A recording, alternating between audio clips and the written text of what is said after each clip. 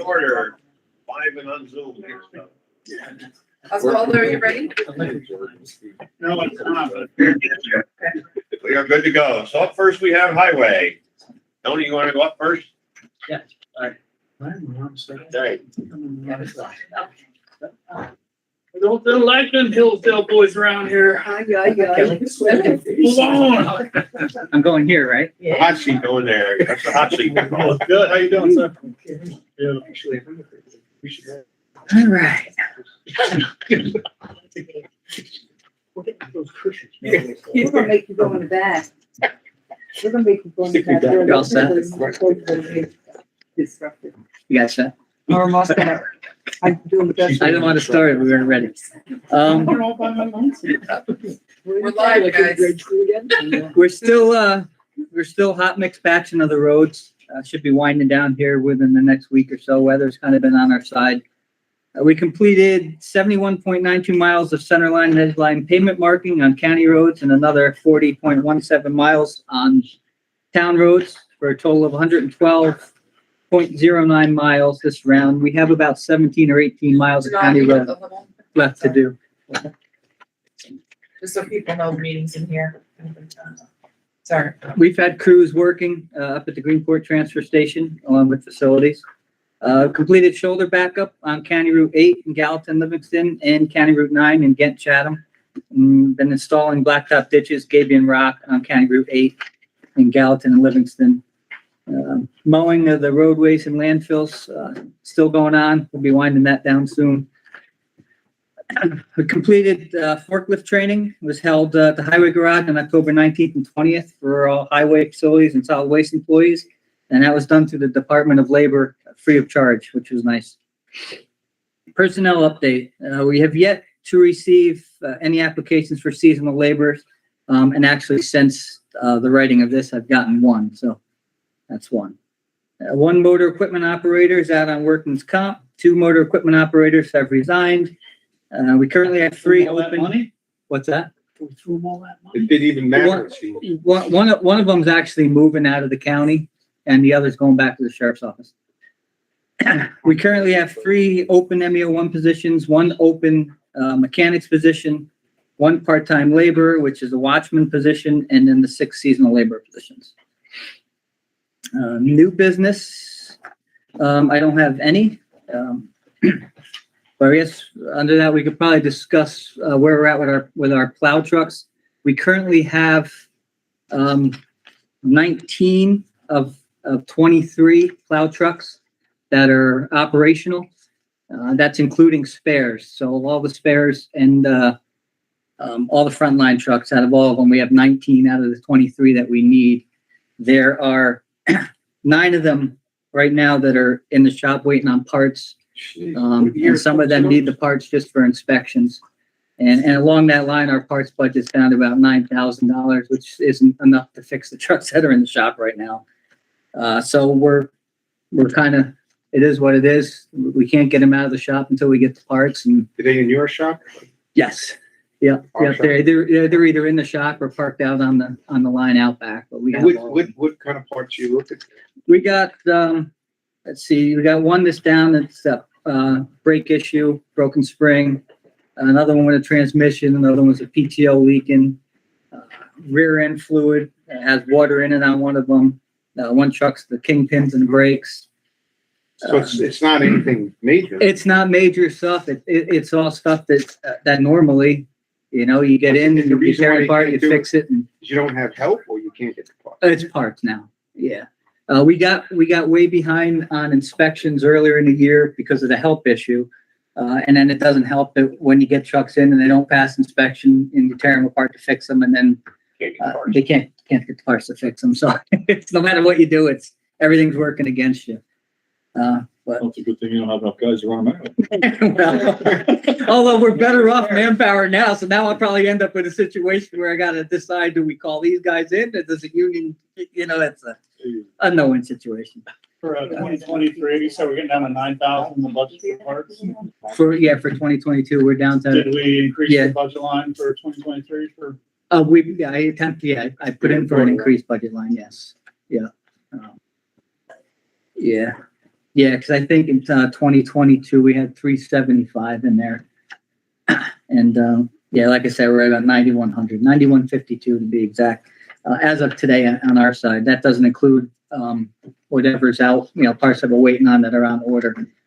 So, Any place we can steal from this year to finish out the year, or? Sounds like you better steal farm plates from Supervisor. Yeah, Skip not those really. inspections. Yeah, not really in the machinery budget, because that part's budget has gone over for years. Yeah. And a lot of times there was enough extra money in motor fuel and diesel fuel. But both of those budgets are currently, I think, motor fuel is like 136,000 in the red, and diesel fuel, I think, is even more than that.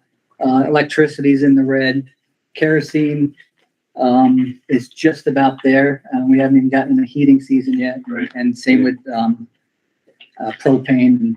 So We're looking at those electricity numbers too, all across. yeah, and that's the thing. The utilities, like you said, it's all across the board. It's everywhere. Yeah, I know that.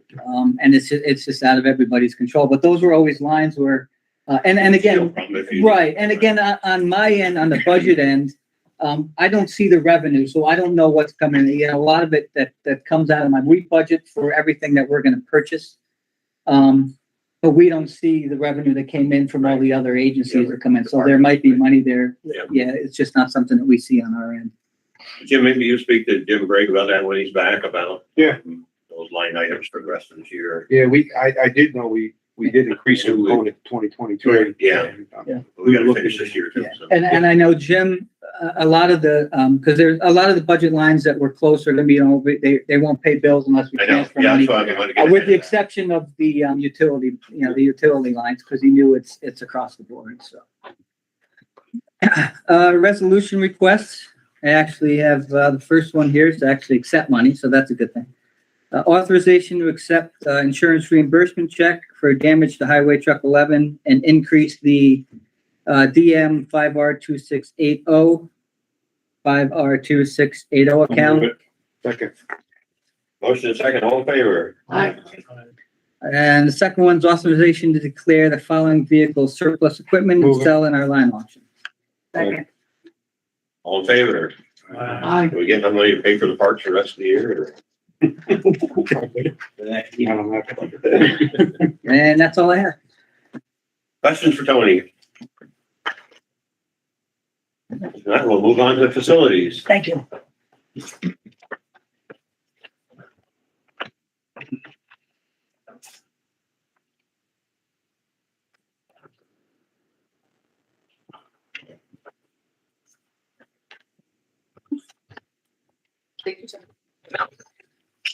Threw my back out. That's why I'm walking like an older fella now.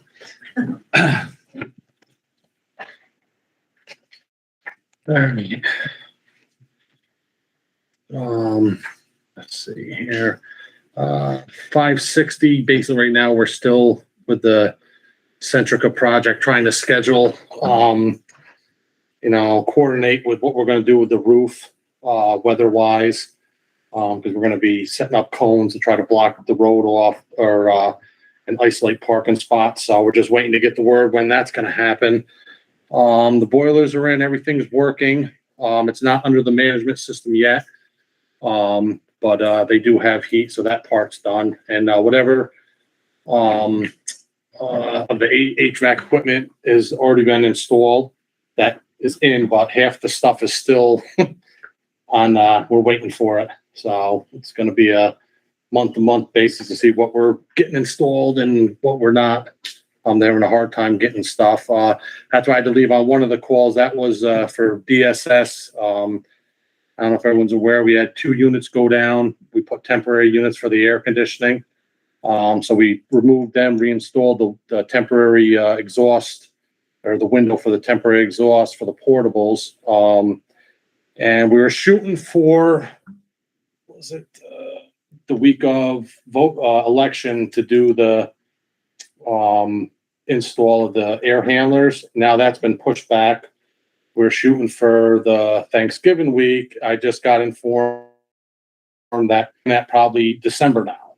So I'm scheduling now to try to do it the week of Christmas, where we think we could have limited staff, but I'm not gonna hold my breath. This is the second time it's been pushed back, so I don't know.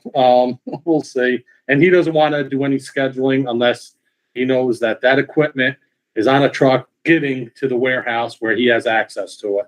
So, because he says he's going to get it from the warehouse. So, but I'll try to keep everyone up to date on that. Let's see here. Board of Elections, we're got the schedule for the machine delivery coming up. Hopefully tomorrow we will find out. We reserved the truck and we'll see if it's there. So we reserve it and they give us no guarantees. Jeez. I don't. Like the side. I don't know how to explain that to you. I boggles my brain. Yeah. So we reserved it. We just have to show up and see if it's there. So they said a truck will be there. We can't guarantee a lift gate. So what we're going to do tomorrow is measure the wheels on the machines, see if we can, and how high they are, if we can use ramps, Right. Off of a regular truck. But as of right now, there's no guarantee. So this There's is an going to be. election this year? You never know. Yeah. I thought it was a good deal to rent one, and it wasn't easier than owning one, but. Yeah, I know. It's starting to. We had a conversation. Yeah, we were we- talking about that the other day. Yeah, it's something we might have to revisit at some point because it is. I don't know how you can take a reservation and not have a vehicle there. So, but, Yeah, Seinfeld, okay. yeah, yeah, exactly.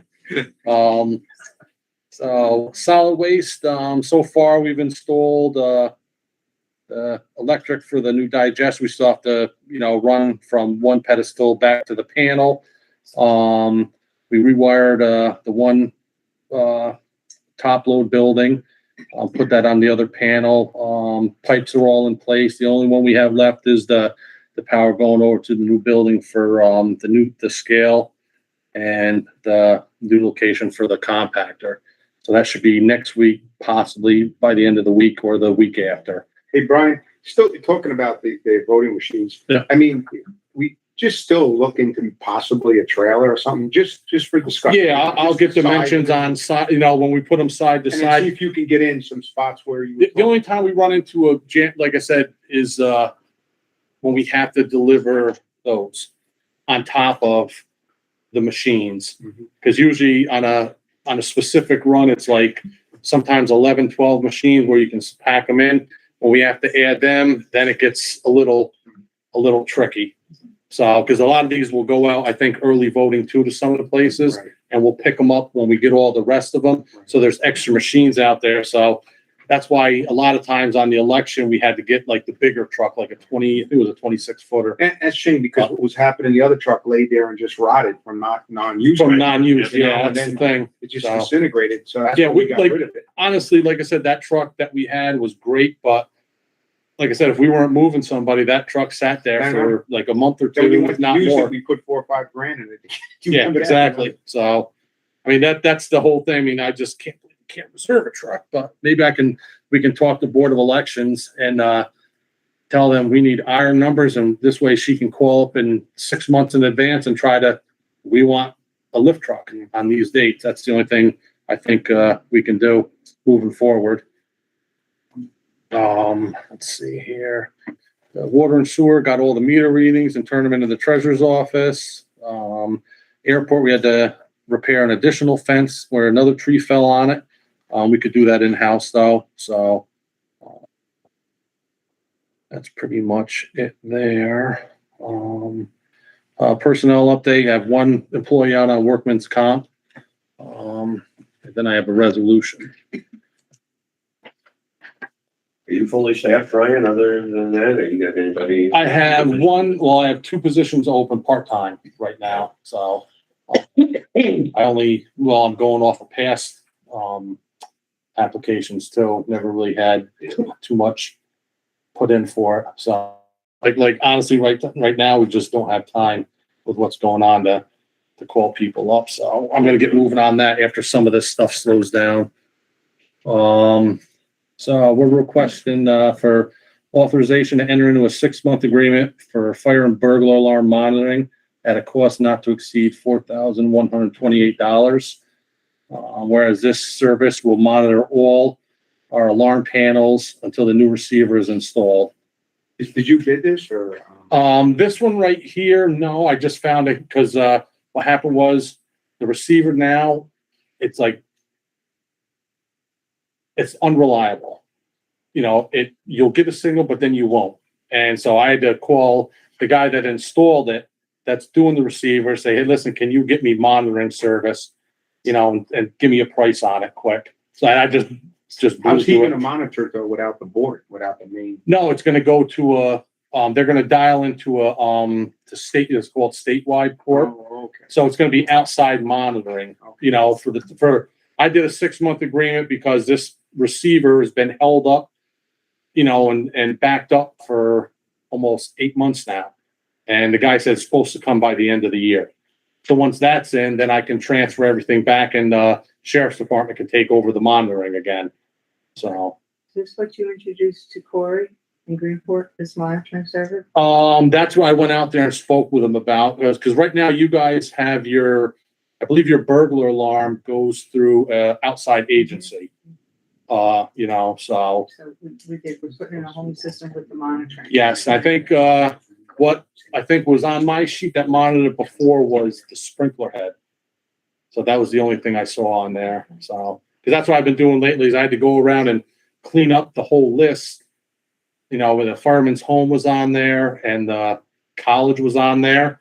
So I had them all email me saying, take it off. We have, you know, so this way when I take them off the list, you know, it's coming from them, not from me. So I've been cleaning up the list lately, but So Brian, for the benefit of the supervisors, as Yeah. far as how many buildings this, so far, like, you have DSS and, the DMV building have fire, plus they also have, burglar and like some have panic.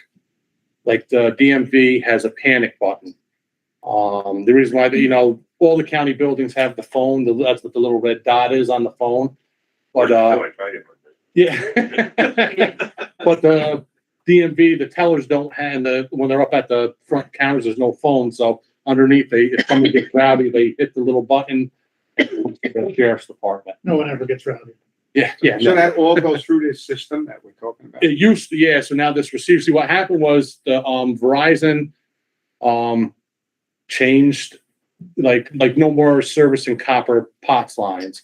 So, like me and Chris Sweet were on this right when it first kind of happened, but, we put adapters in, nothing, and it's intermittent. So we just said, all right, we got to do away with it. You know, we got to get some kind of monitoring until the new system's in, because out at the airport, we ran into the same problem for our AWAS. The company that was servicing us before shut us off and, you know, emailed somebody. I don't know who they emailed to, but I never knew, no one ever knew about it. And we lost the AWAS. So, and that's the weather? Provides the weather information. Yes. So right now, trying to get another company to pick up the tab for the number so people can call in.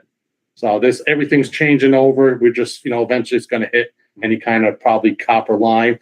I talked to Verizon because that's the first thing I said about the sewer lines. And I said, when's your plans to change this? And they said, we'll give you plenty of advance notice because that's what our sewer numbers call. So, yeah, so I mean, we got that to look forward to coming up. So, but that's why, you know, like I said, this will, you know, make sure that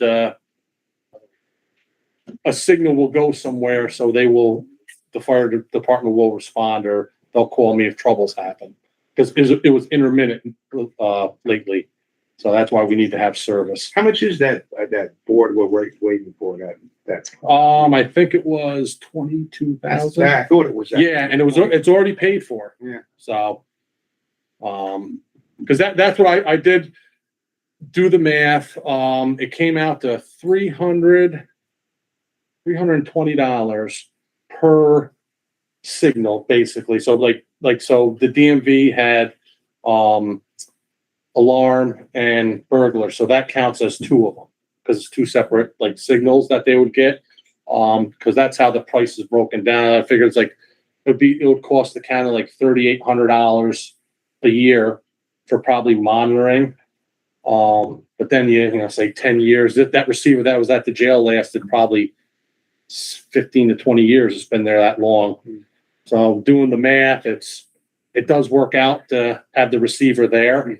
But the only downfall is when it goes, we have to get into agreement. And I asked the guy to talk to this company about doing like a supplemental agreement even after the receiver's in place. Like say we need like for 2 weeks monitoring just to get us through. So he's going to give me pricing on that. And I'll like now, once that happens, I can go elsewhere and get quotes for that if they'll do it. I just wanted, like, this thing was important. We just had to try to fast track it. So. But I'll move it. Motion and second, all in favor. Aye. The all important question is, you got money someplace to take this from? yes, I actually did. Okay. Shocking. Jim didn't want to know that. Yeah. Don't have it much elsewhere, but I did have it for this. So, oh, any questions? Did you ever resolve the, what was it, the trees, the hazard trees over a rail bed? That's me. That's fine. No. Call the contractor twice a week with no response. I do have a tree to take down now, but. In fact, I've gotten complaints on more of them, so.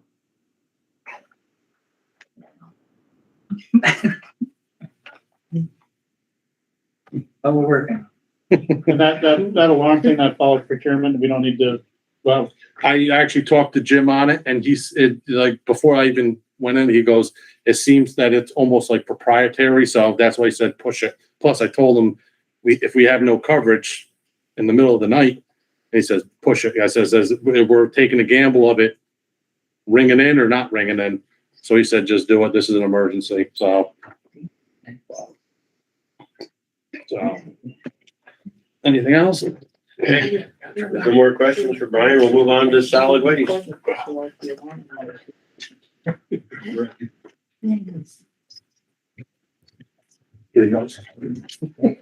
Come on.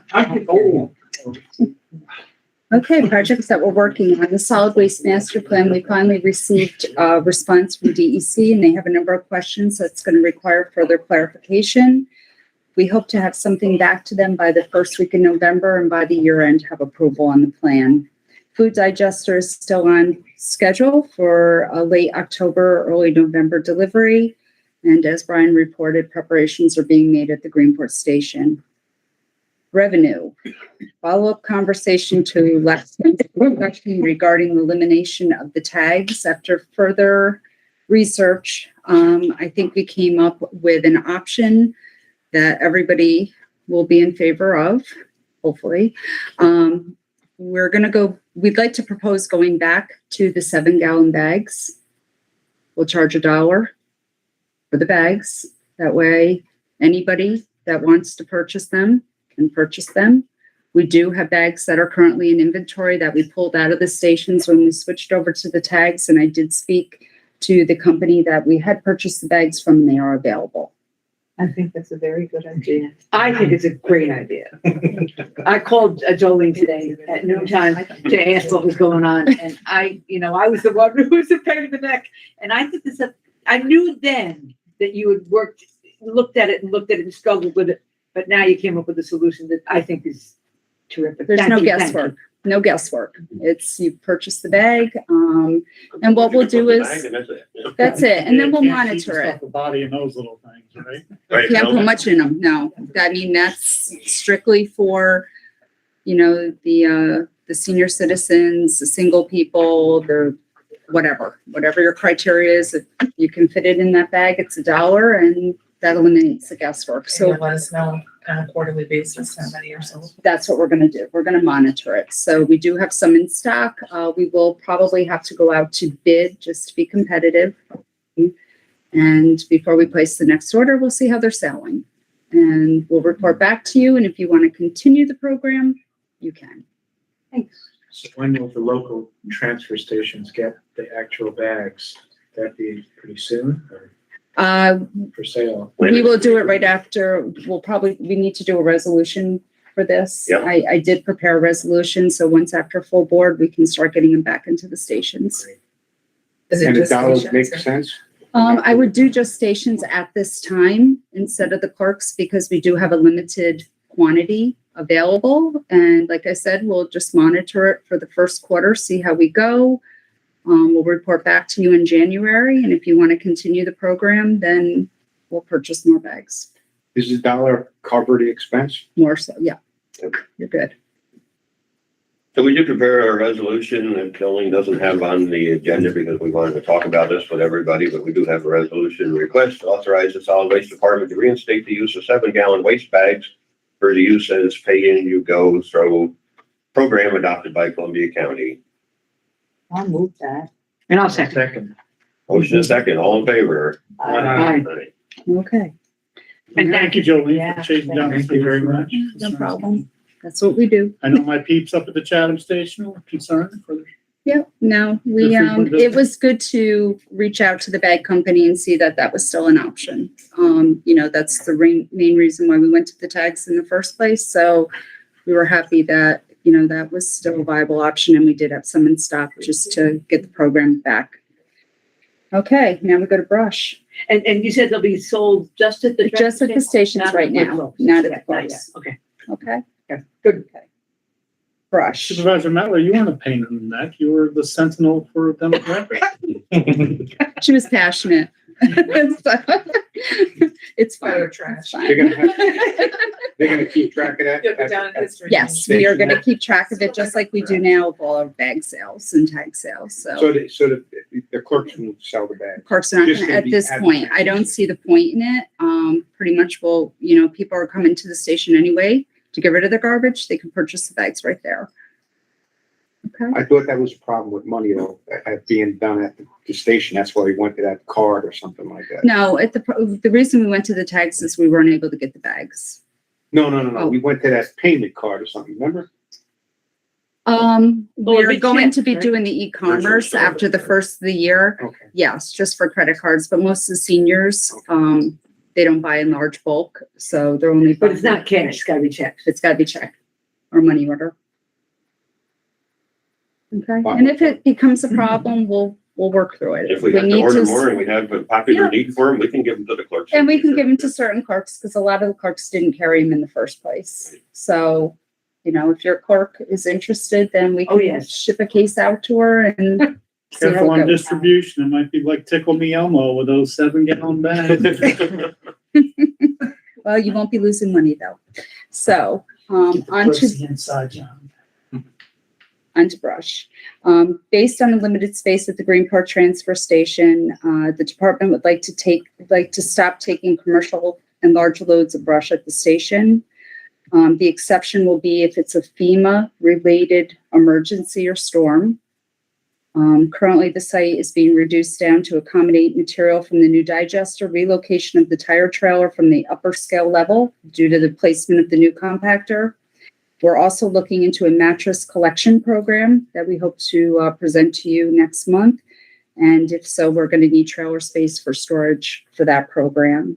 Residents will be able to bring twigs, grass, leaf clippings, and small pickup loads full, but we will no longer be accepting dump trucks, trailer loads, large pickup loads, anything that's larger than 2 inches in diameter or 3 feet in length. We did speak to Gromax. They are capable of taking larger loads, so we will be advertising, if it's okay with everyone here, making this change and diverting them to private companies to handle it. I do have to say, we cleaned up the brush pile that exists up there for the first time in a long time. And if everybody's been up there to see it, it really opens up a lot of nice real estate up there. It's nice up there. And It's a you're- mess going on right now, but it's There's a gonna lot be going nice. on. But yeah, I mean, Timely lightning strike take care of that brush pile? oh, unfortunately not. But yeah, it's opening us to other programs coming down the pike, and that station needs every inch that we can get to continue our operation. And how much brush, you keep track of the money coming in for that? It Does it even cover the depends. cost? What we've been It through? will now. We did increase the fees. And if we make this change and keep the commercial loads out, we should be fine. Okay.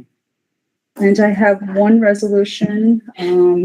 It's authorization for the solid waste department to fill one part-time laborer's position. Second. Motion is second, all in favor? Okay, and is there any other questions? Thank you for doing the mattress thing or exploring the mattress thing. I mean, it's a lot of residents don't know that the county offers the collection for a limited fee. And they're getting charged heavily from other areas, so. Yeah, if we can make this program work, we're working out the details now for a presentation. I think it's gonna be a win-win for the residents and for us. Okay? Good. Thank you. Thank you much. Ray's up next with engineering. People are savages.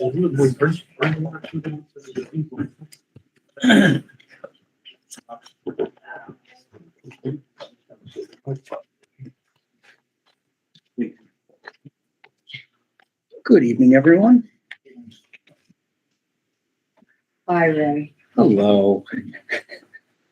So starting off with highways, County Route 18, as I had informed everyone, the culvert was completed, so now the contractor is waiting to handle tree clearing and rock removal, and will start up November 1st and will continue until at least the end of the year, depending upon how far they can get as far as the clearing is concerned. Keep in mind, they had to wait until November 1st because of the potential of Indiana bats. It was a New York State Department of Environmental Conservation item. So again, no tree clearing could take place prior to that time frame. Told somebody that the other day and they couldn't believe me, but it's the truth. That's why they're an endangered species in New York, because they're from Indiana. Woodward Bridge. So that project now is completely completed. All the punch list items have been dealt with, and the road has been restriped by the vendor, and so that was opened up a few weeks ago. So then that is now up and operational. As far as our 2022 bridge repair, so we have Hickory Hill Road Bridge repair, which is scheduled to take place starting. I originally anticipated the November 7th. Contractor is requesting to push that up to actually next week. And so if that takes place, that will be completed by the 11th of November, which is good. Again, we're glad that he's able to move that project along and get that done a little quicker than anticipated. That is on a local town road in the town of Ghent. And so there will be daily lane closures that'll be taking place while that work is being done, but it will not be a complete closure of the roadway itself. Regarding the Kinderhook Truss Bridge, which is a larger project, so they're actually replacing several gusset plates along the main truss. So again, pretty involved project. That will require a full closure of that particular bridge. So that bridge is anticipated to be closed on November 21st, just before Thanksgiving, and then run until just before Christmas. So we actually have sent out a memo to many of the agencies, informing them ahead of time of the potential or of the impending closure. We also anticipate that we'll get together with the highway department and put out the electronic message boards the first week in November. So that way the general public is aware of that closure as well. That's the main bridge that goes between 9H and Route 9 over the creek. Excuse me. Yep. Stuyvesant Falls Bridge. So the engineering department is reviewing qualification statements from consultants. We received a total of 8 off of the New York State list, and so we anticipate that those will be done, and we'll make a recommendation to the board for November to consider. Again, that particular bridge is on the STIP, so that is receiving New York State and federal funding. Under the Bridge New York culvert and also the Stall Bridge, so on the 2 culvert projects as well as the Stall Bridge, we've gotten contracts from the consultants, and we actually have kickoff meetings starting up with each one of them. So the Stall Bridge, I have a kickoff meeting starting up on Thursday to discuss that project with the consultant and as well as the scope, and move forward with that and get that process started. And then on Friday, I've got a meeting with New York State DOT regarding the culvert for the Austerlitz project. And then next Tuesday, I have a kickoff meeting for the culvert project in the town of Angren. Or my apologies, Gallatin. It's in the town of Gallatin. I thought it was. Yeah, it's in the town of Gallatin. Unfortunately, I did get a bit of bad news that is not put onto the list. It just happened 2 hours ago. I was informed by DOT that they just completed a inspection on the Trybrook Road Bridge up in the town of Hillsdale. That's a local town road that has a county bridge on top of it. And unfortunately, they are red flagging that particular bridge. So we will need to close that. The engineer of record has not reviewed the report as of yet. It is anticipated that report will be reviewed tomorrow, and we are to get a red flag tomorrow, at which time we have to take action. So I've mentioned to Tony that we'll have to provide a closure, provide detour signs, and start moving on that process. How much is an inconvenience is that bridge? I'm not. It's a very short detour. Since it was only 2 hours ago, I didn't get the exact mileage, but it actually is very short. Oh, okay. Good to hear. Yeah, it's not very long. My apologies. I don't know exactly how many miles, but it's not long. And again, once we close that, we will also then take into consideration what the next steps would be. What was the name of that one? It's called the Trybrook Road. The span is only 64 feet. I did get some information out of the file just before the meeting because I knew that there would be question. It's a open steel deck bridge, similar to what the Stall Bridge is. Yeah. It's not a truss, but it's a multi-girder bridge. Okay, so again, salts and things of that nature getting down onto the bearing. And We can use that temporary bridge on that stand. that may be a consideration Yeah. because again, with 64 feet, we could do something with it. Yeah. Exactly. Okay. It is a very low, again, I'm going back to some past records back in 2015. The average daily trip count on that particular road was only 50 units. So again, fairly low as well. So again, we'll have to really think about how we want to move forward with that. So I'll have more information. We'll move forward with the closure and hopefully I'll have more information for the committee for next month. Now, DOT picked that up. How often do we inspect? Well, on any bridge, New York State does all the bridge inspections. So they Okay, handle so- inspections on any bridge, any structure classified as a bridge. So again, in New York State, any structure that's over 19 feet as far as length, as far as its span, is considered to be a bridge, and New York State automatically puts it into their queue. This particular structure actually was inspected back in 2021, and it actually was required at that point because of safety concerns or condition concerns, I should say, not safety, but overall bridge conditions. It went from a 10-ton loading down to an 8-ton loading. And then, or excuse me, prior to 21, in 21, it went down to a 4-ton loading. So again, it's very limited as far as the type of traffic that it's currently taking.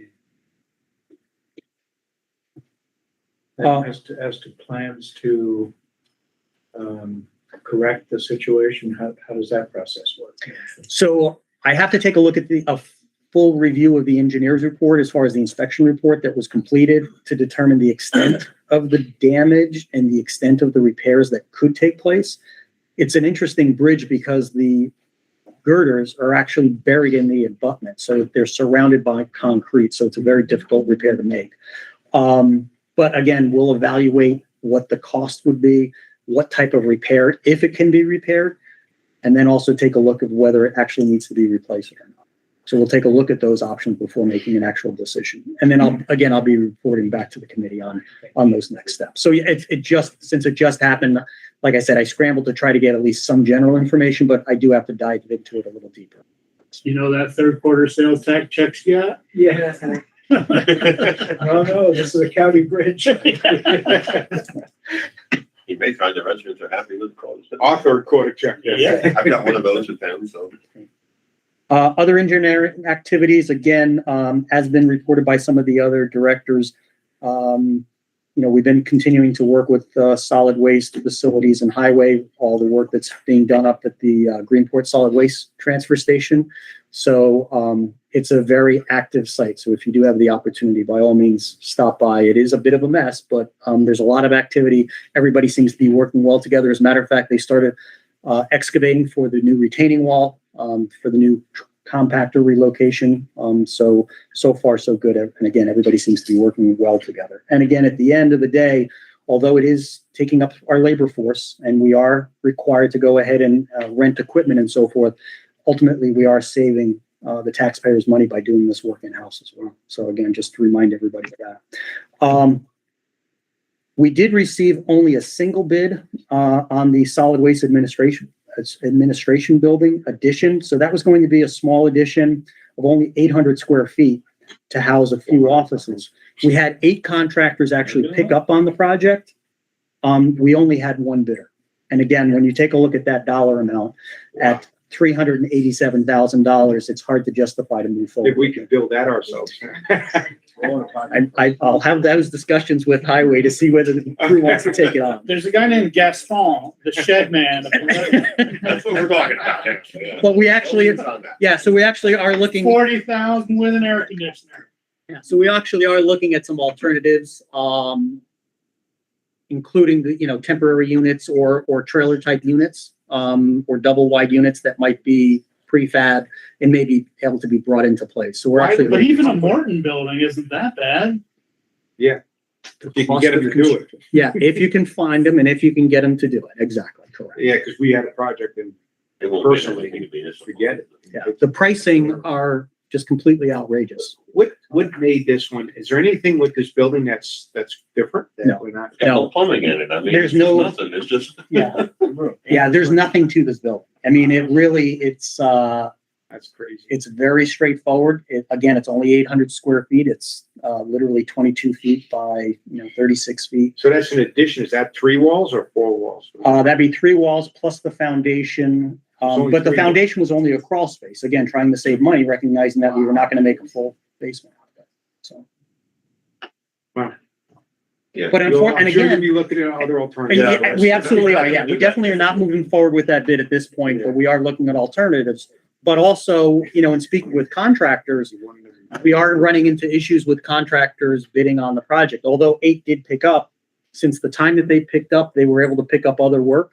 And we are finding a lot of contractors that are really limiting themselves on how much additional work they're taking on because they're concerned about their own labor force and they're concerned about material costs and things of that nature. So they don't want to overextend themselves. Yeah, I talked to a guy that wanted to bid, and then he said, "You want it done this year?" I'm not even going to talk to you about it. Correct. Morton can't even, they're almost like a year I plus. bet you they're 2 years. I was going to say at least a year out. DMV, as Brian indicated, new boiler systems are up and running. Roof replacement was scheduled to start this past Monday. However, obviously with the weather, we don't want the contractor ripping off any of that roof until we know that we have good weather on our side. So right now, new schedule would anticipate that we could get started as soon as Thursday, as soon as the rain leaves us. There's also been a delay for the window replacement. So originally the window replacement we're going to start the first week of November, again, trying to take advantage of the short week that we have as far as Election Day and then also Veterans Day, unfortunately, due to supply chain issues. We can't say that enough these days. Those windows have been delayed until the 21st. So we're trying to see what could be done to actually take advantage of the short week as far as Thanksgiving. That being said, contractor still anticipates that they would be done and completed with all of the work by the second week of December. They're willing to actually bring in additional crews to work multiple crews on that installation once the materials are here. We did have meetings with the department heads, so we'll have a follow-up later on this week, giving them an updated schedule and making sure that they're aware of what's taking place. Regarding the airport runway 3 end and taxiway pavement rehabilitation, as far as the paving has been completed, again, we were hoping to get that completed this week. As far as the pavement grooving, which was scheduled for yesterday, and then the painting was going to take place today. Unfortunately, that's now been pushed back to the end of the week as well. And I only have one resolution request this month. Short last week. Yeah, so a resolution request to identify a new local responsible officer, an LOR, for the New York State EBO system, which is the Equal Business Opportunity System. So all of our projects are required to be online in order to have the contractors submit their payment records. So that way we can check and the state can verify that we are meeting our minority goals as far as women-owned business, minority-owned businesses, and so forth. Second. Motion in a second, all in favor? Aye. And having had that job at the town job, I'm really happy you're there doing it right. That's, It's not fun. No, it's not fun. Any questions regarding engineering? All right, excellent. So I would like to spend some time to talk about facilities planning and again, long-term facilities planning and the master plan, if you would, regarding facilities here at the county. That being said, I know we had talked several months ago, there's been a lot of activity regarding long-term planning, and although there's been progress, there remains some information that I can't necessarily move forward with as far as final decision making. A big part of that is what's known as the wellness hub, and I'll discuss that a little bit as well. But generally speaking, I wanted to at least provide an overview of the current projects, improvements to the aging buildings that we're going to be dealing with in the upcoming years, or what I would be making recommendations on. Also taking a look at new facility opportunities, and as well as what the next action items would be as far as the county facility as a whole. So last month, if you recall, I provided a list of the various facilities throughout the county, all the building locations and various facilities that the county was responsible for. So this provides a map of those locations. I mean, obviously the largest concentration takes place in the city of Hudson as far as those facilities. And again, when you take a look at a facilities plan such as this, it's very similar to those master plans or comprehensive plans that many of you have probably dealt with on the local level, where it provides a very broad understanding of what your goals are and how to potentially reach those goals. However, it's also a living document. And that is to say that it's to be reviewed continuously and updated continuously as things may change and as situations change. So again, although this is being presented to the board today, or committee today, excuse me, keep in mind that this is a fluid document that we will continue to be updated on an annual basis. So an overview of our current facilities. Again, I know we've touched base on it, but I want to review with the committee, obviously the projects that are currently underway and the investments that the county's actually made. So that way no one loses sight of that. So again, keeping in mind that the county has made a $3 million investment spread out over all of the transfer and convenience stations that the county is responsible for. So obviously that means new building improvements, including the addition that we were just discussing, new compactors at each facilities, which will be coming shortly as far as delivery. New top load building at the Greenport facility, reconfigure, again, part of that is actually funded by the state. Reconfiguring of the operations at the Greenport transfer station to aid in separating out the residential and commercial customers. That includes relocating the compactor, doing away with the brush pile, among other items, and then repaving at all the facilities as well. So that project was initially started in 2021 as far as that top load building. And then obviously we hope to complete that project in 2023. Next. The other project we're currently been discussing is a $2 million project, an investment that's been made at the 560 North Warren and 6 North Street project, or building, excuse me. Upgrading to the LED interior and exterior lighting, replacing the existing boiler systems, replacing AC systems and cooling tower, replace existing windows in the DMV clerks and real property offices, replacing the roof at the clerks and real property and treasurer's office as a whole, and then replace the existing building management system. Again, keep in mind, all of these items have to do with energy type upgrades to increase the energy efficiency of the building, including the building management system. So that's integrated with the HVAC system, so that way they can be monitored. We can provide set points as far as reducing the temperatures in the evening as an example, and Brian's able to monitor that remotely rather than having to be on site. So it's a great management tool, and we're trying to integrate all of our new buildings or rehab of buildings to provide that type of system. So again, this has been started in 2022. Unfortunately, there are some items such as the cooling tower, which is not anticipated to come in until the beginning of next year. So unfortunately, again, due to supply chain issues, So we don't feel that we'll be able to complete that project until the spring of 2023. The other item that we're working with Centrica on that has not really started up as of yet, but it is queued, is the DPW garage facility. So again, a $1 million investment towards the upgrade of that building, replacing the old window air conditioning units with heat pump units, replacing the old roof, which has met and actually exceeded its useful life. And we've been running into issues, and we've had to patch that numerous times while we've been waiting, unfortunately, to get it redone. And again, one of the more exciting aspects of it is actually at the roof-mounted installation of the photovoltaic system as well. So again, we were hoping that that would get started this fall.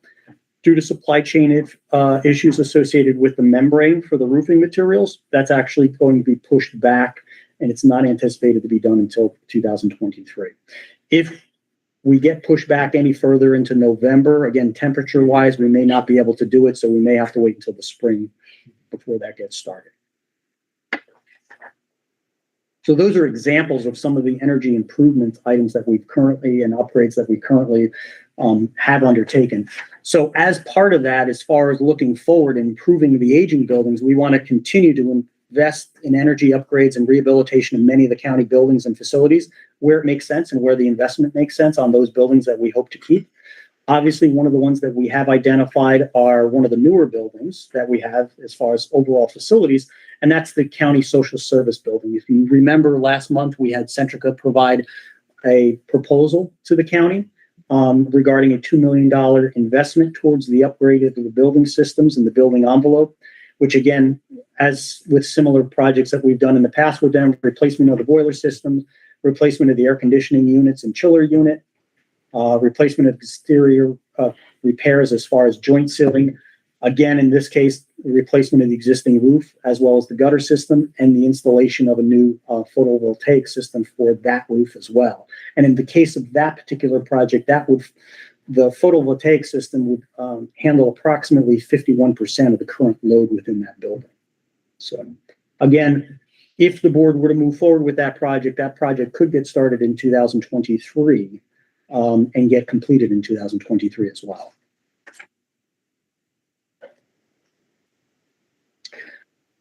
We also are looking at some other investment in building envelopes, not necessarily energy management or energy upgrades, but building envelope issues and site improvements that need to be dealt with. I know a lot of times we specifically talk about buildings and upgrades, but we also need to concentrate on some of the site-related items as well. So at the public safety building, I've made a recommendation and submitted information to Jim to consider within and the county board to consider within the budget, approximately a $700,000 investment towards roof repairs. Again, there's been an ongoing roof issue at the main lobby within that building. Sidewalk replacement to eliminate existing tripping hazards, as well as drainage improvements to facilitate the heaving that's been currently taking place with those sidewalks. So again, we don't run into this problem in the future as well.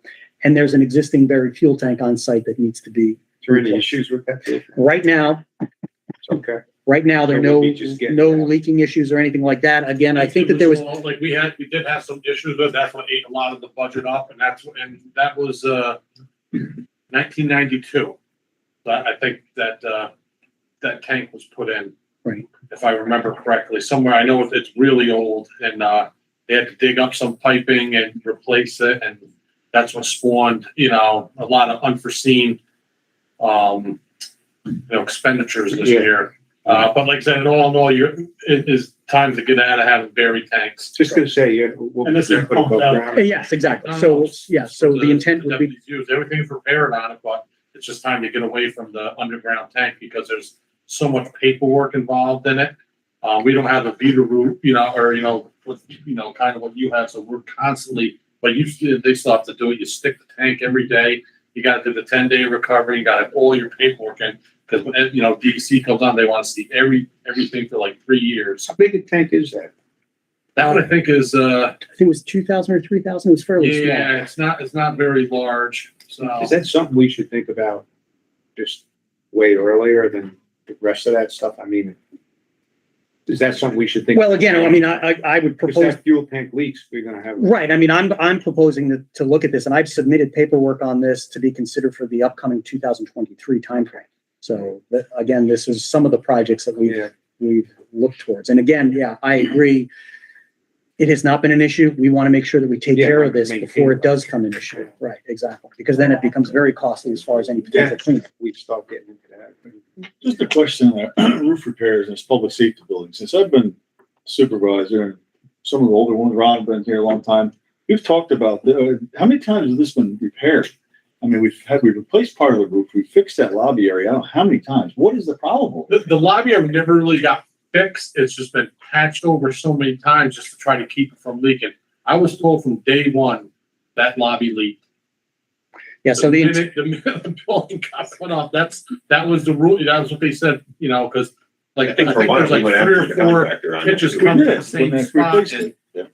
Yeah. you know, that we have an issue there. And then where the cooling tower used to be, the cooling tower used to be inside the maintenance room. And it never was treated. So all the vapor. vapors just destroyed that roof on that section. I mean, there's spots that leak from time to time here and there. I think we're seeing that. We think it's coming from where the boots are. So again, The any boots, pipe they're all- penetration, they have the rubber boot around them. So it's a combination of those rubber boot repairs. At the lobby area, it's actually ripping off, not a repair per se, but actually ripping off that section of roof and installing a So brand we new. replaced the section. of roof. Exactly. Is there a Nothing has ever been issue there? replaced.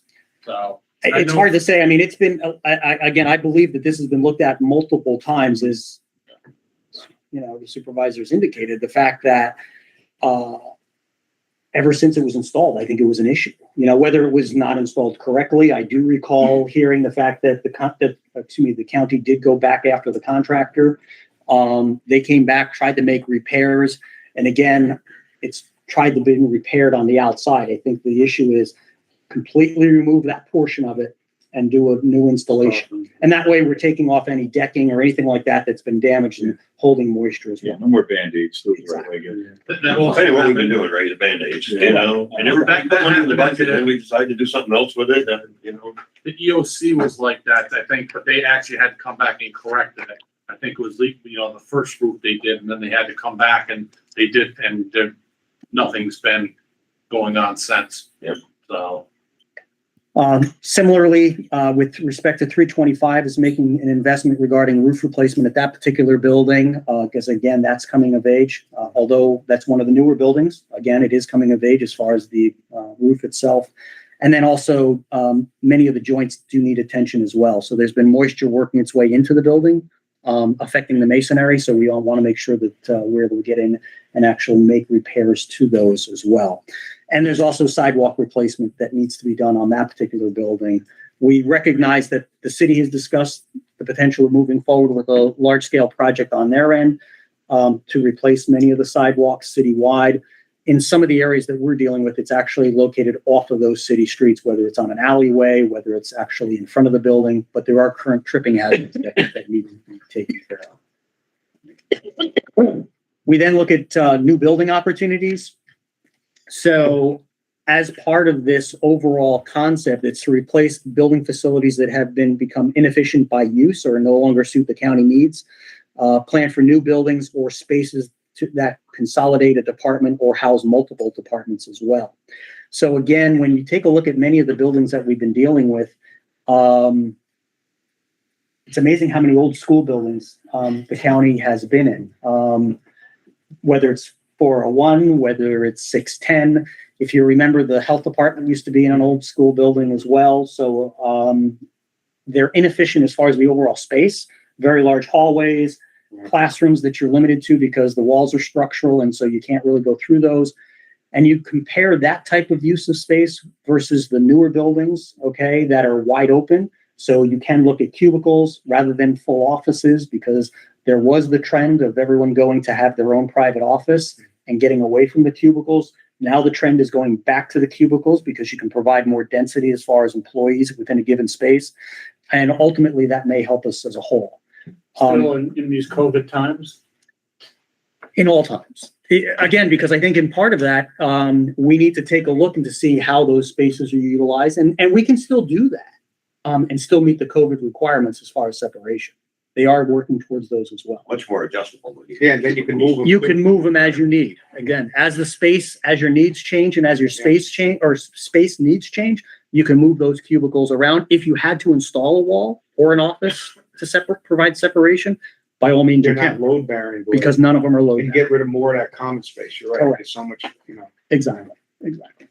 Randy, just to back up on these sidewalks, you mentioned 2 different buildings that are dripping hazards. This is something we're not gonna get to until next year at the earliest. How severe are they? Is this something we should consider grinding down?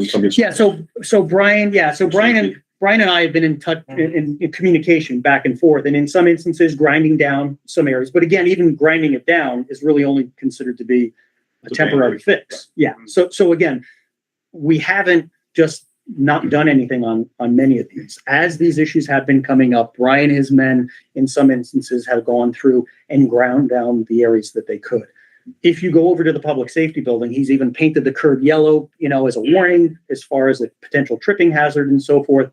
But in many instances, because of the freeze thaw that's been taking place, the sidewalks themselves have dropped significantly, and they actually do need to be replaced. It's not just part of it somehow is like the joints are separating, so the gap is getting larger.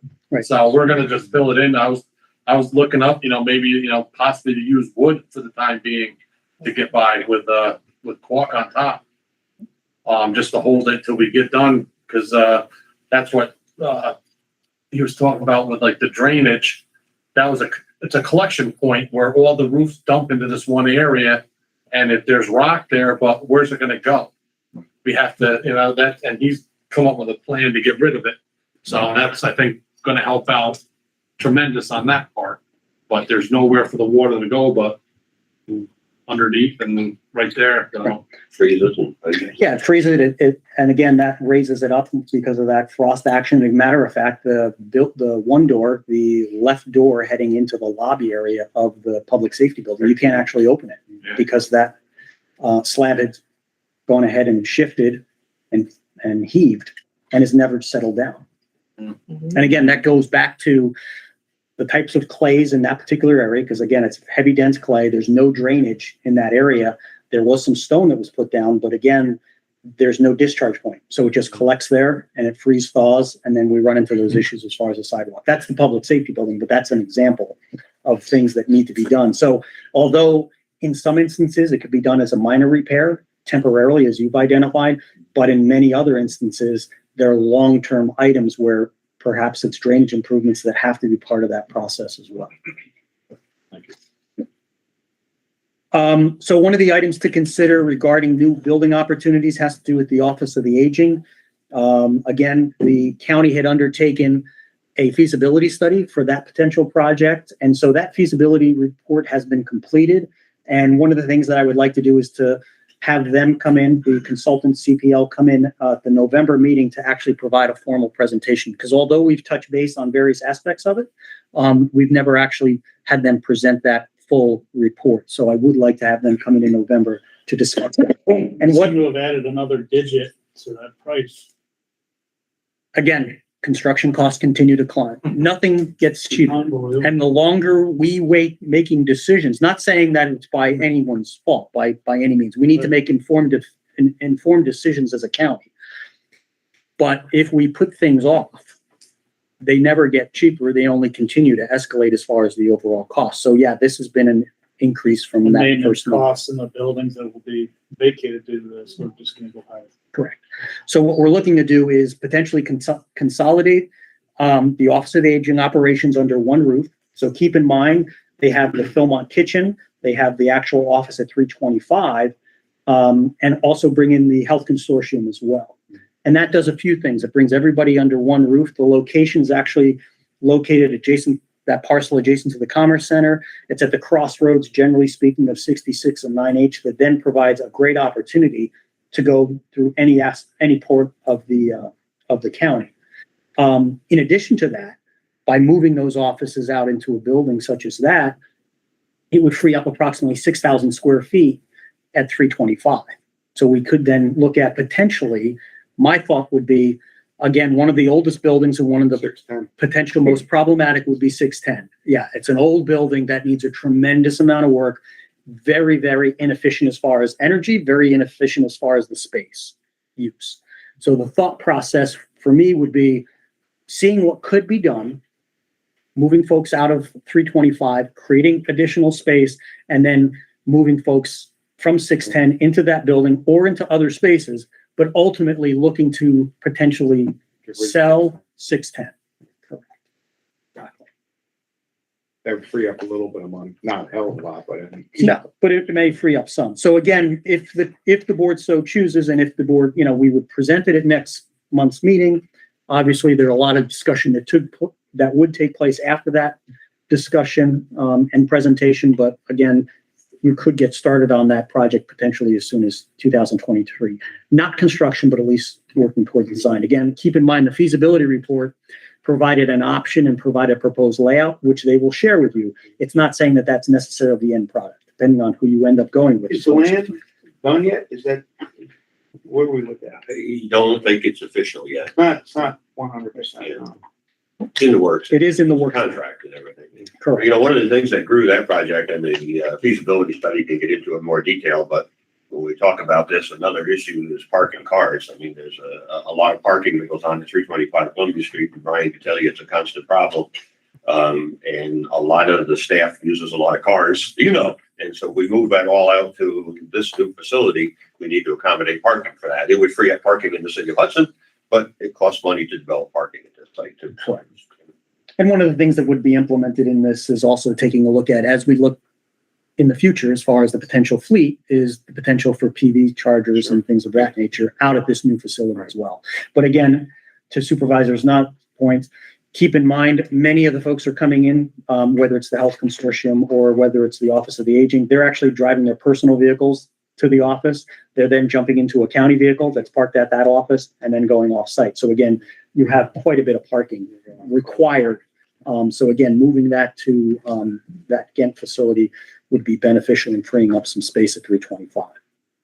NICEAG and RGE put on a webinar today about EV subsidies and initiatives. I don't know if anybody caught it.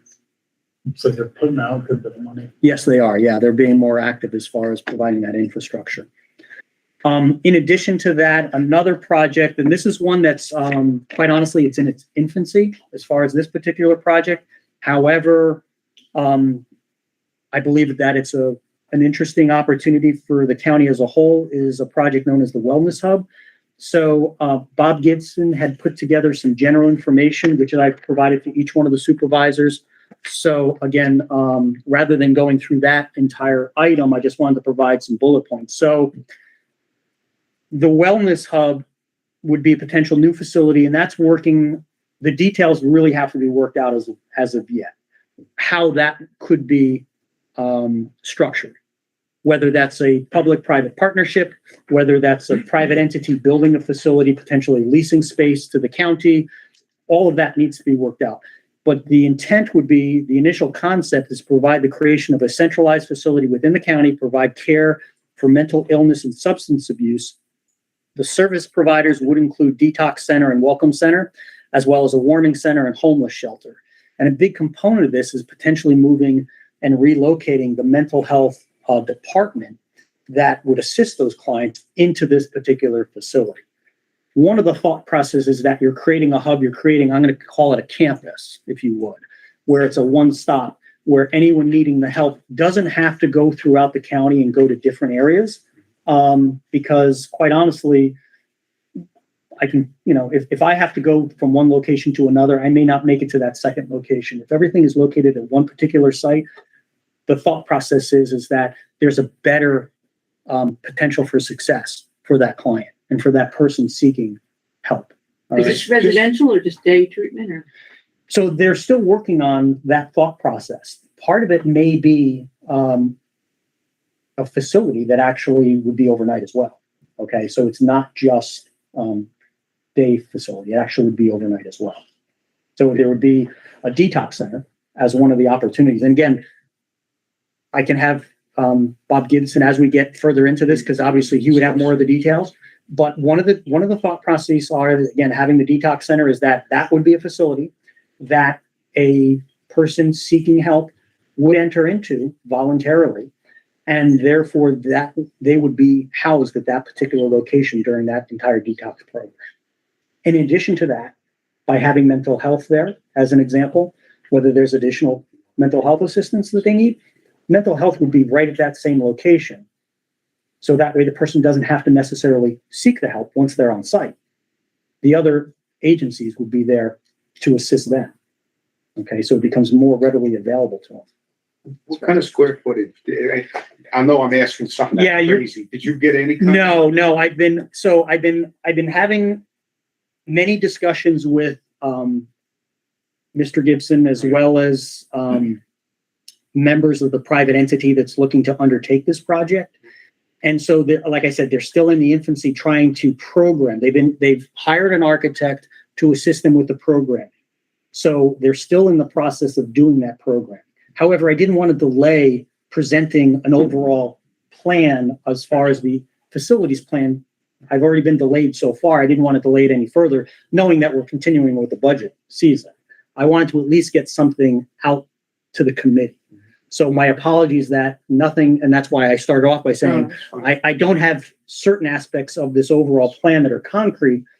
And this particular portion of it, yeah, this Yeah, I particular, mean, I was just wondering. if Yeah, there's a- But we have allocated potentially ARPA money to this project from Yep. very early on, right? right, there has been, there, Like this. Well, according to the last figure slide we saw, yeah, it's 10%, where you'd like it to be about 50%. so in this particular case, again, this project is in its infancy, so there are not a lot of details. They're continuing to work through those. And again, as I get more information, by all means, I'll bring the committee up to speed as far as that. But they are working with an architect right now, trying to create that program as far as all the aspects that would be included as And a far as place that. to put it. Yeah, currently they are looking at a site. So they are in negotiations with a property owner in the town of Greenport. So they are working towards a site. They're actually conducting environmental studies. They started doing that. They're hoping to get to that stage 2 environmental study shortly. They're trying to work towards contractual obligations as far as the purchase of the property and so forth. So that has been So ongoing. where would the county come into this? But if we could clear out the third floor of 325 Columbia Street, Oh, yeah. and entire mental health, that changes our game a But lot. where does the county fall into this? What are we funding out of this? Well, that's a very good question, because that's one of the questions that I've had for this group as well. And so again, that's why I mentioned, unfortunately, the structure has not been Set up. identified yet. You know, again, it could be a private-public partnership. Again, the aspects of that would have to be worked out. It could be the fact of renting or leasing a facility from them, or a portion of the facility as far as square footage. Mhm. And then that may be beneficial to the county because the mental health actually gets subsidized from the state, and so there's funding for that. And in And doing, Brian's whispering behind me that he's really looking forward to overseeing 2 more buildings. well, again, Large buildings. but again, if it's, You're and taking it's, 610 away from you though. but that being said, if it is a private entity, No one's going to Belmont no more. so if it is a private entity undertaking this project, and again, if there are other departments or other functions within this same building, then again, perhaps the county does not have to undertake the maintenance of that building. Yeah. That's, again, Depends on. it has to be, the way it's structured and the details obviously have to be worked out. But one of the very interesting components of this is the amount of floor space that it would free up Right. within 325. So that would potentially free up the entire 3rd floor of that particular building, consisting of approximately 12,000 square feet. So now we take the 12,000 square feet potentially from this project, the 6,000 square feet as far as the Office of the Aging. We've now moved out approximately 40% of the square footage in 325. for the- New building to operate it. Right, But so again, the opportunity of moving other departments or expanding other departments into that particular building. Like this whole building? Yeah. Well, in part, that could be part of it, but we also recognize that this building, as far as its chamber space, as one of the examples, there may be opportunities, and part of this is also knowing that information is to take a look at how this building is dealt with. Yeah. Number one, as far as rehab or a new facility, do we start fresh? in some capacity.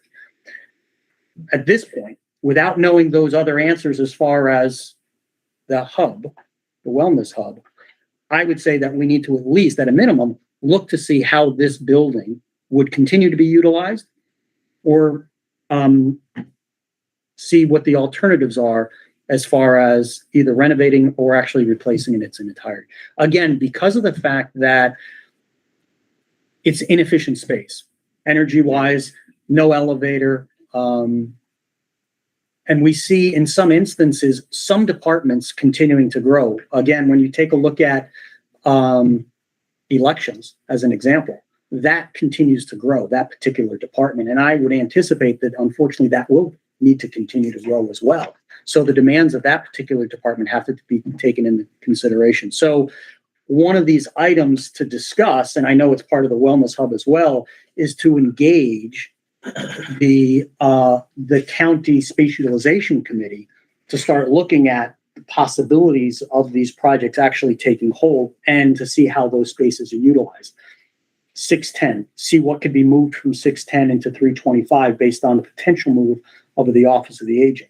Take a closer look at this particular building and to see what needs to be done, as well as what our opportunities are, because we could potentially do something different with this building.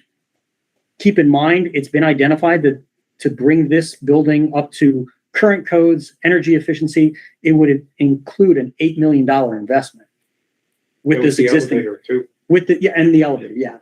Fire escapes, alarms, going through the entire building. You still have a lot of common space.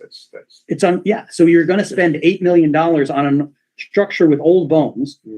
In some instances, there's certain components of it that really need a lot of attention, and you're still left with from a use standpoint, a potentially inefficient use of the space, even if we dealt with some of the energy efficiency items. So again, do we make that $8 million investment, or do we look at doing away with this building and rebuilding in this same area?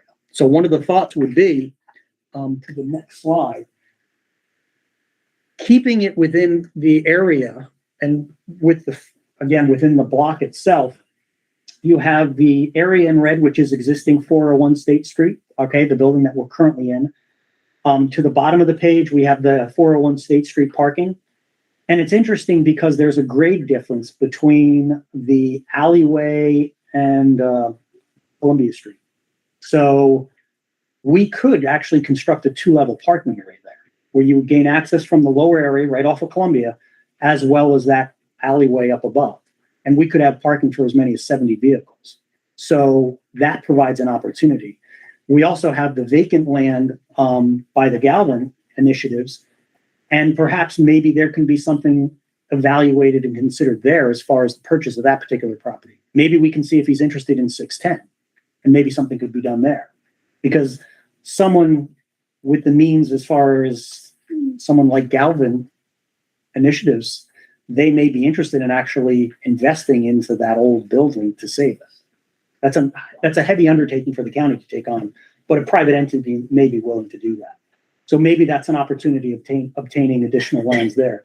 We also have the parking lot that's currently owned by the city, and I understand that the city may have some initiatives associated with that, where they may consider housing. Maybe we can also have a further discussion with them regarding that, because initial thought process would be, if we talk with the city, maybe that provides an opportunity of providing and constructing a new building on the city lot, providing parking down below, and then doing away with the existing 401 State Street building. But keeping the lot, so that way in the future, if county government continues to grow, it would provide a spot for an additional larger building. You create a bridge across the side street, and now they're acting as one, as far as that's concerned. So this is very interesting because there are a lot of potential opportunities there. Unfortunately, at this point, there's still quite a few questions that are unanswered that we have to investigate. And I think that those would be coming in the upcoming year, hopefully as this wellness hub starts to solidify.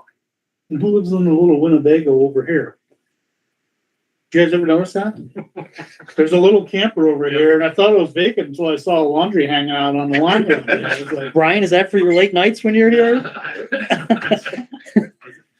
They get a street view of the garage that used to be across there. I think it's a few left on the house back there, and I think they creeping in there. Okay. So one of the other items to talk about is infrastructure improvements. So again, invest in county and continue to invest in county infrastructure improvements to meet the health and safety of the county residents and businesses while exploring future needs based on continued growth.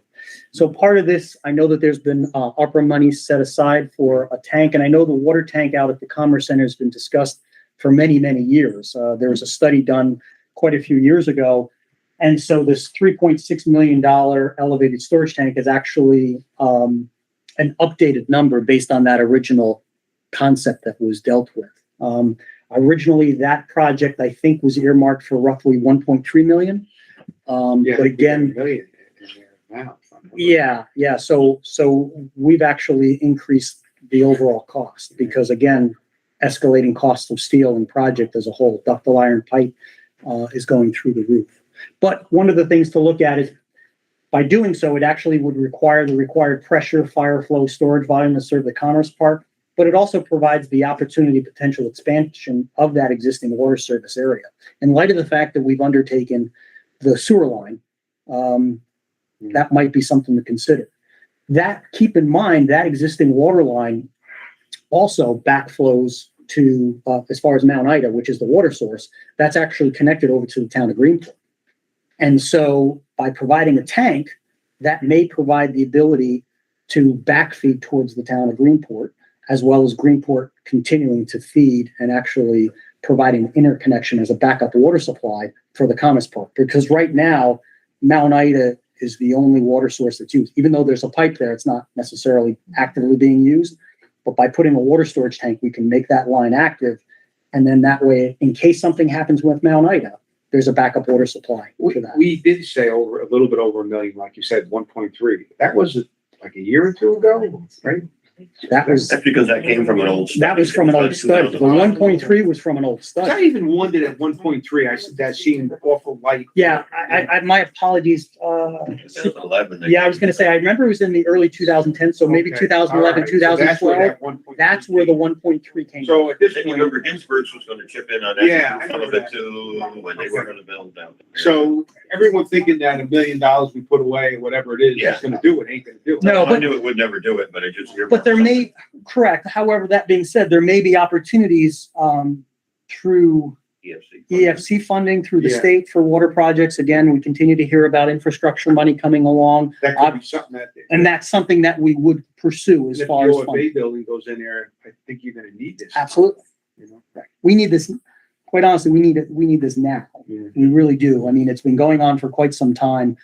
And again, I know that it's always been on the burner, but I think we need to be pushing it towards the front burner. Okay. So again, this is one of those long-term items to be considered. An additional item, although again, a long-term item for us to consider, my apologies, I did not include it into this slide, would be continued investigation into strategic PV vehicle infrastructure. Mhm. Okay, as far as where that could be placed throughout the county at the county facilities. So that's Have we got a something. meeting with National Grid on that yet, or we're trying to chase somebody down that? Yeah, they were heading out to a seminar or something of that nature. There so is I'm- money out there to cover some of that stuff. Yes, there is, and they're actually making more available. It's just where we were gonna put it. That Correct. was a discussion that we've been. Exactly. talking about. We were gonna talk with Grid about where was a good place to put some of that, and they were gonna help us do some planning for that. So as far as our short-term items, again, keeping in mind, when we look at these, we normally take it 5-year segments, if you would, understanding that it is a fluid document that we continue to go back to. In addition to the bonding of larger projects, which the county has done, consider creating an annual budget line item to fund building upgrades, repairs, renovations to the county buildings and their systems and sites serving those buildings. So those tend to be emergency items that come up during the year. If you remember down at DSS building, we had air conditioners. That became an issue. We had an air conditioning issue over at the court system building as well. So we recognize that there should be funds available. Now, that being said, there needs to be further discussion regarding that because there need to be thresholds of how that would be dealt with. So again, I think it's helpful to have that. I think that there needs to be a line item or money's available for those type of emergencies. So that way it could be done and dealt with on a quicker basis. So in an emergency situation that, again, we obviously want to keep the committee informed and keep the board informed, but we also want to be able to take action so we can move on these items quickly as well. Because things do crop up during the year that we didn't budget for, didn't anticipate. And in some instances as well, we do run into some construction items where we may be in the midst of construction. And if it happens the day after a committee meeting, we don't want to necessarily have to wait. Again, understand that there need to be thresholds that are set. There needs to be a framework set, but at least that discussion should start to take place of how that could be dealt with. But I think that that would be beneficial to all to be able to move projects along. Okay. The second item, short term, would be considering passing a resolution to initiate the upgrades at the social service building. Again, that was a project that was identified last month when Centrica came in, and I provided information to Jim so that way it could be considered in the upcoming 23 budget as far as a bondable project. Update the previous engineering study regarding the installation of the new water storage facility to serve Columbia County Water District number 1. And again, that's where that 3.8 estimate came from. You know, I escalated that, but I think that there are other opportunities. They looked at a few sites. I think that there may be some other sites that may be more beneficial. So that way, when I start looking at potential EFC funding, the fact of the interconnection with Greenport and being able to have that water potentially flow either direction may be beneficial because that helps gain some support from EFC to fund that type of a project. Okay. Where there are more than one municipality or more entity Tim needs some involved. water too. Send it up to get it hooked in. If he wants to pay for the pipeline, absolutely. Right, yeah. We've got water. In addition to that, would be considering acting on the new facility as far as the Office of the Aging. And again, that feasibility study would be presented during the November meeting. Okay. Did that estimate include using a full basement or not? We provided 4 options in that. Yeah. So you will see when they come and present next month, you will see that there are numbers within that feasibility study that identify without a full basement, a partial full basement, and then a full basement. And I think the full basement works because it provides for storage. Again, something that we're always running into. And that's one thing. Storage is something that we do not have. Yeah. That's one of the problems. Right. And one of the items, again, I haven't discussed it here, but I know Brian and I have talked about it. One of the things in the upcoming year that I'm going to be looking at as well is the storage issue and even the potential, whether we can find a location for it. Maybe it makes sense for the county long-term, looking towards creating a storage facility, much like a rental unit. Those small rental units, as far as self-storage facilities, creating something similar to that, where each department would have their own storage capabilities at a centralized location. We rent to the public. No, absolutely not. No, but what that does is that then frees up real estate within the actual office building so they could be utilized for office space. So why pay a premium for storing materials in an office building? Again, it's prime real estate. Why I not? can see down, like, if anyone's ever been to 325 in the basement, that's where the files are stored. Eventually, that place is gonna run out of room. I mean, they purge their files, but the way you have to keep things so long now, it's only a matter of time before you run into a problem. So that's something that has to be considered too, because that could spawn into a facility that does the records management also. So each department has that, and now you have ample space for expansion for all the documents you have to keep for 20 years. So I mean, it's a good system down there, but I just don't see it lasting another 5-10 years, so that's something to consider. It's probably something we have to talk to the clerk about, see where she stands on it, but there's not a lot of empty shelves left down there. I see the ending of an Indiana Jones movie, pushing an artifact. You're right. As part of the long-term planning, again, starting in 2022 and then moving towards 2027, continue to evaluate the overall county facilities to create priorities and priority-based decision-making on the buildings and the use and the needs of those buildings based on their condition. Continue to explore the viability and the creation of the wellness hub. So again, as information comes forth, obviously that would continue to be explored. Assemble the space utilization committee to consider the relocation of the offices from 610 to 325. Anticipation that the Office of the Aging building would actually take place as far as that new construction, as well as to see where we may be able to consolidate departments into fewer buildings if practical.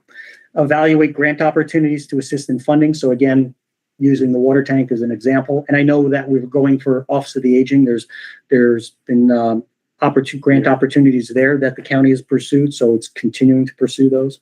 And then I don't mean to interrupt or take any more time, but Dan Almasi and I were at a NISAC conference, which Ron was up to. I don't know if he's at that particular seminar where mental health in New York is giving out a lot of money for various things. I don't know if you've talked to Dan about this eventual consolidation. Dan and I have talked very briefly about it. And again, that's as the information comes about as far as that structure, that's one of the things to look at to see if the funds are available, depending upon how that's structured, because depending upon how ultimately that would be structured would then provide better guidance of whether those grant opportunities and those funding opportunities could actually be utilized. Or since it's a third party, maybe it wouldn't be. And that's that's why the structure becomes so critical as it continues to be developed.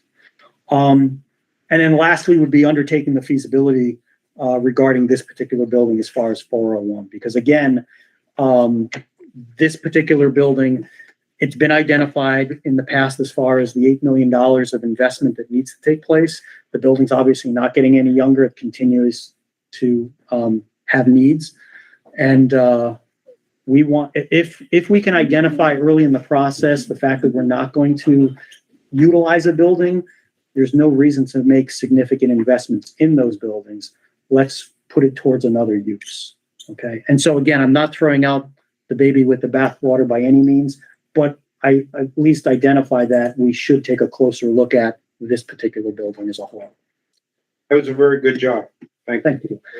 you. Thank you. Perhaps not as many answers I would like or the committee would like, but again, it's a direction, exactly. And that's the main thing. It's just like the comprehensive plan. If you go back to your comprehensive plan, the whole purpose of doing that is to get a direction and start moving towards that direction, identifying what your goals are. And I believe the key to this is if there's no money to fund any of these projects with, then nothing happens. So I'm sure everybody should get that. Yeah, actually, I provided Kelly a copy, and so that way she can send it out to her. And again, I provided you a copy of Bob.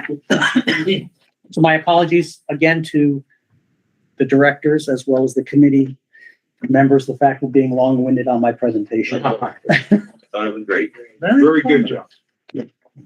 Any questions? You'll be able to sell those compactors, the old ones?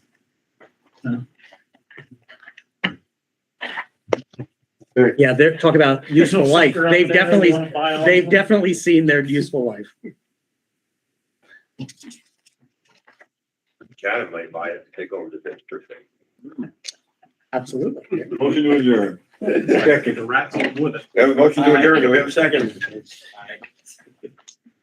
All in favor? Nice to see you. I think everybody. Guys, it was great. And the scary stuff.